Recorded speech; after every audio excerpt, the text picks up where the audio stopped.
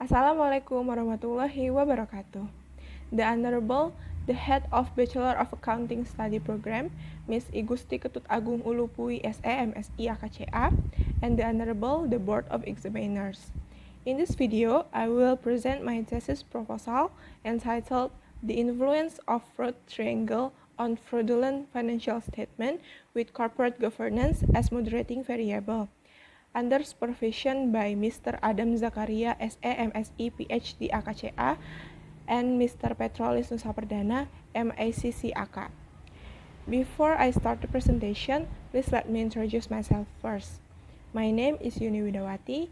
I am a Bachelor of Accounting student, batch 2017, Faculty of Economics, Universitas Negeri Jakarta.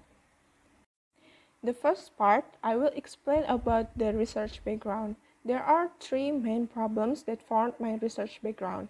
The first is based on the Indonesian fraud survey published by the Association of Certified Fraud Examiners in 2019. It shows that the parties most disadvantaged due to fraud are the financial and banking industry with a percentage of 41.4%. Then in the second place, namely the government of 33.9%, and the third position is the mining industry at 5%. This is in line with the 2018 report to the nation, which also shows that financial and banking industries are the organizations that suffer the most losses due to fraud.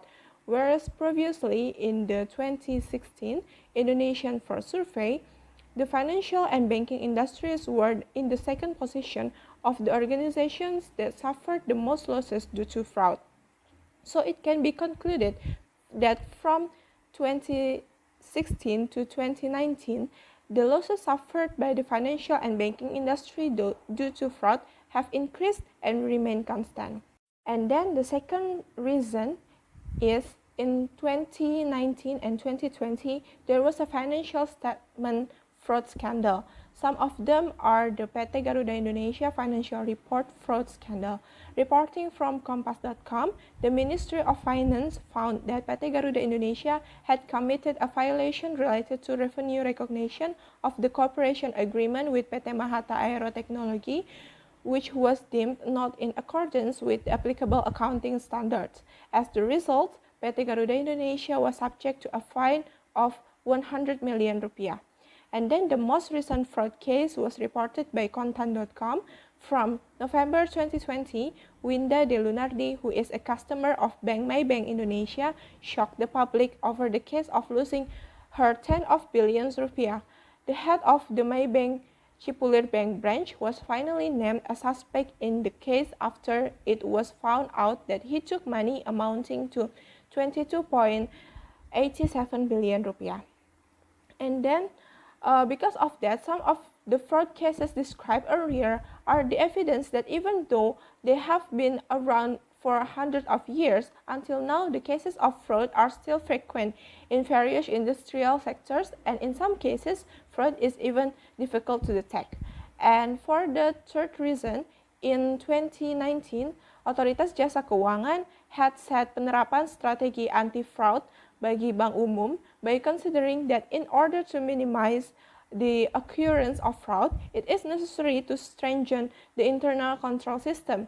One of the reasons for the adoption of this policy was that it is still difficult to detect fraud in the banking industry. And next, research problems and research purposes. The first problem is, does the financial target affect the detection of fraudulent financial statement? And following by, does ineffective monitoring, also rationalization, affect the detection of fraudulent financial statement? And also, can corporate governance moderate the financial target, the ineffective monitoring, and the rationalization of detection of fraudulent financial statement? And for research purposes, the first is to test and analyze the effect of financial target and also the effect of ineffective monitoring and rationalization on the detection of fraudulent financial statement, and also to test and analyze corporate governance variable in moderating financial target, ineffective monitoring, and rationalization of the detection of fraudulent in financial statements. Next part is supporting theory. In this research, I used three supporting theories. The first is agency theory. Jensen and Mackling in 1976 first put forward agency theory, which states that relationship between two parties who have different interests, namely the principal and the agent. This agency's relationship is an opportunity for a conflict of interest. This is because the shareholders wish to improve their welfare through investing in a company and hope to get greater returns from the investment. Agency theory suggests two main problems that arise in the relationship between the principal and the agent, namely differences and interests and the existence of asymmetrical information between the principal and the agent. These two problems later became a forerunner of the act of cheating. And the second is fraud theory. Fraud, according to the Association of Certified Fraud Examiners, fraud is defined as a deceptive or wrong act committed by a person or entity who knows that the mistake may result in some unfavorable benefit to an individual or entity or other party.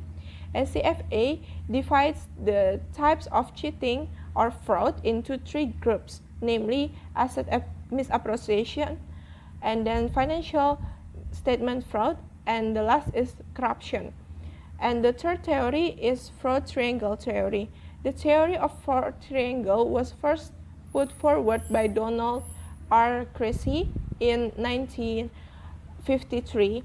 Fraud in financial statement is always accompanied by three components, which are termed as fraud triangle, namely pressure, opportunity, and rationalization. Next part is chapter 2, the literature review. The dependent variable in this research is fraudulent financial statement. The conceptual definition that is fraud is an act carried out purpose that result in significant or material misstatement of financial statement. The factors that may have an effect to fraudulent financial statements include liquidity, profitability, audit quality, corporate governance, financial stability, financial distress, audit opinion, capital turnover, nature of industry, leverage, financial target, and financial needs. And the measurement method that can be used to measure fraudulent financial statement are: the first is Beneish M-score model, and the second is F-score model. And for the first independent variable is pressure. The conceptual definition is pressure is generally a pressure from a financial perspective, such as demands to meet needs, but apart from a financial perspective, pressures also come from a non-financial perspective. For example, when a manager wants to get a promotion. Process that can be used to measure pressure, the first is personal financial needs, that measure by percentage of share ownership by internal parties. And the second is financial target by using return on asset. And the third is financial stability by using changes in asset ratio. In this study, I choose a financial target to represent a pressure condition. The financial target uses the ratio of profit to total asset or return on asset ROA in its calculation based on rumus indikator kinerja perbankan dan penilaian profil risiko by Otoritas Jasa Keuangan. ROA is one of performance indicator for banking industry. And the next is opportunity. Conceptual definition of opportunity is a condition when someone sees an opportunity to cheat or commit fraud. The process that may be used to measure opportunity is one, ineffective monitoring, and then organization structure, and then nature of industry. In this research, ineffective monitoring chosen as a proxy for the opportunity condition because ineffective monitoring occurs in companies due to weak monitoring system and audit committees. Otoritas Jasa Keuangan had set penerapan strategi anti-fraud bagi bank umum by considering that in order to minimize the occurrence of fraud, it is necessary to strengthen the internal control system. the independent board of commissioners as a means of measuring ineffective monitoring with the following formula. Namely, BDOT is jumlah Dewan Komisaris Independen dibagi dengan jumlah total Dewan Komisaris. And the next independent variable is rationalization. Conceptual definition of rationalization is the reason that a manager transfers his subject decision to social and universal significance in justifying abuse. The proxies that may be used is one, auditor switch, and then audit opinion, and then audit quality. Audit opinion is used in this study as a proxy of rationalization, considering that wajar tanpa pengecualian opinion given by the auditor does not guarantee that a company is free from fraud. In this study, rationalization is proxied by an audit opinion with following measurements. And next, a moderating variable in this research is corporate governance. Conceptual definition of corporate governance is corporate governance reflects the relationship between stakeholders that it uses to determine and control the strategic direction and performance of the company. Proxies that may be used to measure corporate governance are Board of Commissioners size, managerial ownership, audit committee, and institutional ownership. As a moderating variable in this study, institutional ownership is chosen to represent corporate governance because institutional ownership is important in monitoring management because it will encourage an increase in more optimal supervision. Referring to the previous research, institutional ownership is formulated as follows. That is INST measured by saham yang dimiliki institusi lain dibagi dengan saham yang beredar. Next, relevant researches. I use previous books and journals as reference in this research. The first is research on the influence of financial target on fraudulent financial statement, refers to research that was conducted by Arifin and Prasetyo, Winda, Cesaria, and Manda, and also Skousen. And then research of the influence of ineffective monitoring on fraudulent financial statement refers to research before that was conducted by Skousen, Lestari and Hani, and also Rahman, Deliana, and Rihani. And next, research of the influence of rationalization on fraudulent financial statement refers to research that was conducted by Sofia, Skousen, Nakashima, and Putra. And the last, research on the influence of institutional ownership as moderating variable refers to research that was conducted by Putra, Setiawan, and also Apriliana and Agustina. And then for theoretical framework and hypothesis, the first hypothesis is the financial target has a significant positive effect on the fraudulent financial statement. And the second is ineffective monitoring has a significant positive effect on fraudulent financial statement. And the third, rationalization has a significant positive effect on fraudulent financial statement. And fourth, institutional ownership can weaken the influence of financial targets on fraudulent financial statement. The fifth, institutional ownership can weaken the effect of ineffective monitoring of fraudulent financial statement. And the last, institutional ownership can weaken the influence of rationalization on fraudulent financial statement. And then research methodology. Population in this research is 42 banking companies listed in Indonesia Stock Exchange for period 2017 until 2019. And for sampling is 40 banking companies.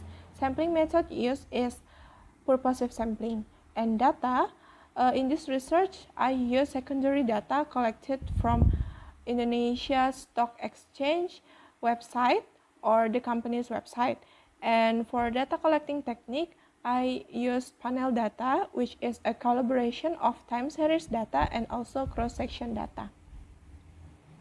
And for data analysis technique, the first is descriptive statistical analysis. The purpose of descriptive analysis is to describe the variables used in this research completely within the specified research period, and it's helpful for data analysis. And then after descriptive statistical analysis is estimation model selection test, which includes common effect model, fixed effect model, and random effect model. And the third is classic assumption test, which include normality test, multicollinearity test, autocorrelation test, and heteroscedasticity test. And the final test is hypothesis test, which include moderated regression analysis, t-test, and adjusted R-squared test. That's all for the presentation of my research proposal. I feel sorry if there are some deficiencies. Thank you for the time. Wassalamualaikum warahmatullahi wabarakatuh.